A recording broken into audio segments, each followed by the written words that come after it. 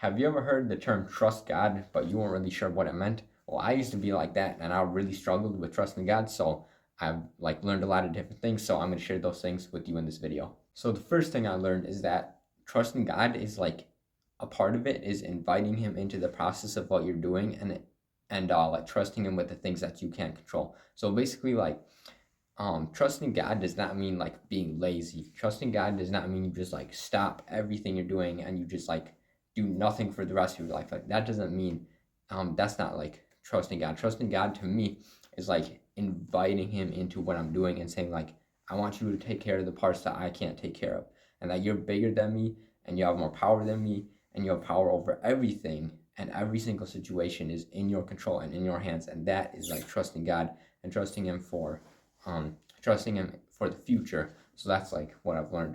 In Colossians 2:23, it says that whatever you do, work at it with all your heart as for working for the Lord, not for men, knowing that you will receive an inheritance from the Lord as a reward, basically. So that's 24. So 23 and 24.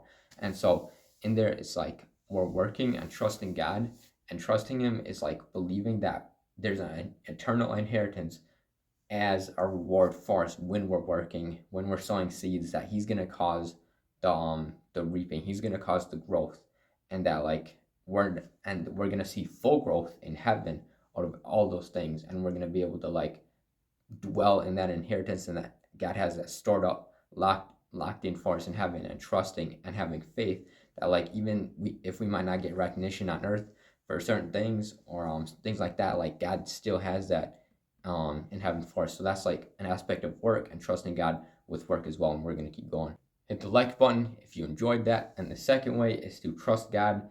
Trusting God is having faith. So trusting God is just believing that he's real. And trusting God to a deeper level is trusting in his power and trusting in his dominion over your current situation and your current problems, and trusting in him to take care of the things that you're worrying about, and take care of the things that are outside of your control, and dwelling in the fact that God is ultimately in more control than everything. He's in control of everything, and really dwelling on that and being it's okay. If I don't know 5 years from now, that's okay, because God is already he is dominant over all those things. And so trusting God is being mindful of that. So I have a answered prayers list that I actually write out. I'll show you it right now, so I'll go get it. It's back here, you know what I mean?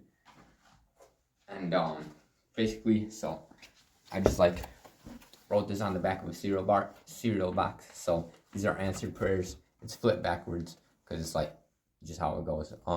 So these are answered prayers, as you can see, wrote except it's backwards. And these are all the answered prayers: November, February, March. That really helps strengthen my faith, and that helps me to trust God with prayers and with things that I give to him in prayer. And I'm God, I need help with this, and I can trust him because I know that I see how many times in here that he's answered before. And really doing this as an exercise, you can do this if you want.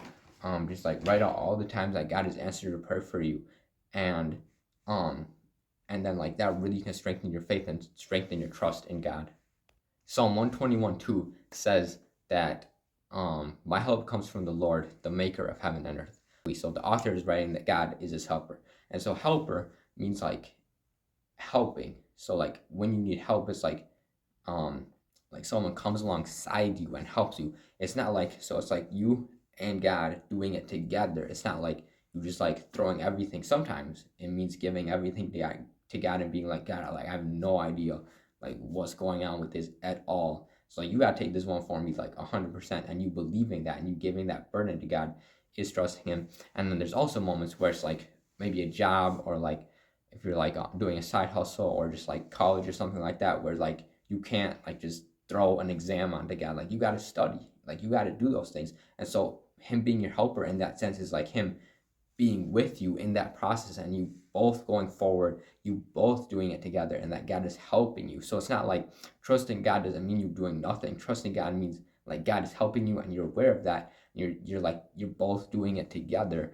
And yeah, that's what it means to trust God. Hit the subscribe button, because I help young Christians overcome inconsistency with God. So if that's you, then definitely hit the subscribe button.